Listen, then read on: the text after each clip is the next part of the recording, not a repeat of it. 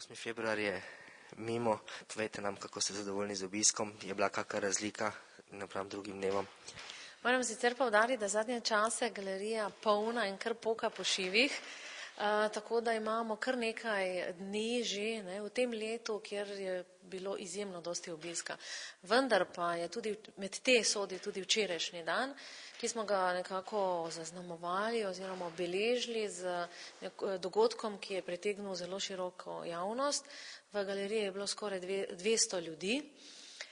Posvetili smo ga pa nekako kulturni bivanjski dediščini v Mariboru oziroma Josipu, povezani vse okrog osebe, ki je za Maribor veliko postorila, to je pa Josip Huter.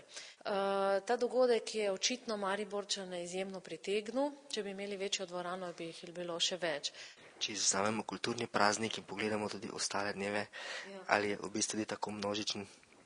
Se pravi, nekako nam je uspelo sestaviti dober program in so izjemno, recimo tisti projekt Marburg Gradec je bil izjemno obiskan in pravzaprav bi bilo ljudi še več, če bi imeli večje prostore, torej z novo galerijo bomo lahko pritegnili še več ljudi.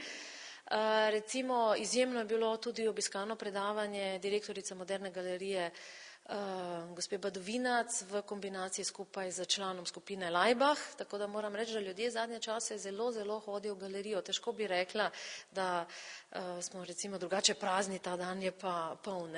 Se pa opazi razlika, ne samo torej na tem dogodku, tudi čez dan je bilo nekoliko več ljudi. Ponovadi so, bom rekla, nedelje oziroma vikende nekoliko slabše obiskani, ker ni skupin. Posamezniki pa, kaj pa jaz vem, recimo 20-30 jih nekje pride na dan, tako da v tem pogledu je pa nedelja izjemno izstopala. Če pogledamo starostno obdobje, kateri so vaši obiskovalci, je to mladina ali so to starejši? K nam hodijo vsi, se potrudimo tako, da lahko ponudimo čisto vsem nekaj, seveda različne stvari, na različne načine, ob različnih dnevih. Kot skupine začenjamo že z vrtci, ponujamo tudi posamezne obiske različnih razstav, ki so, seveda sugeriramo tiste, ki so tej stopnji primerni.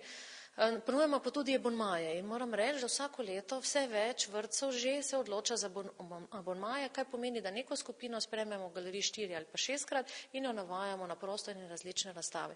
In s takimi programi nadaljujemo skozi celo osnovno šolo vse do srednje šole, neke bolj zahtevne seveda sodelovanja oziroma bolj specifična za študente, kot so izbirne naloge, pa tudi že recimo za mature, tako vsaki starostni nekako skupini prilagajamo program. Za posameznike pa ponujamo sobotne delavnice, vsaki 14 dni, lahko posameznik, torej posamezno obiščete eno delavnico ali pa ponovno abonmaje, ki trajajo čez celo leto, za odrasle pa tako širok spekter strokovnih predavanj in ob nedeljah zelo priljubljena nedeljska vodstva.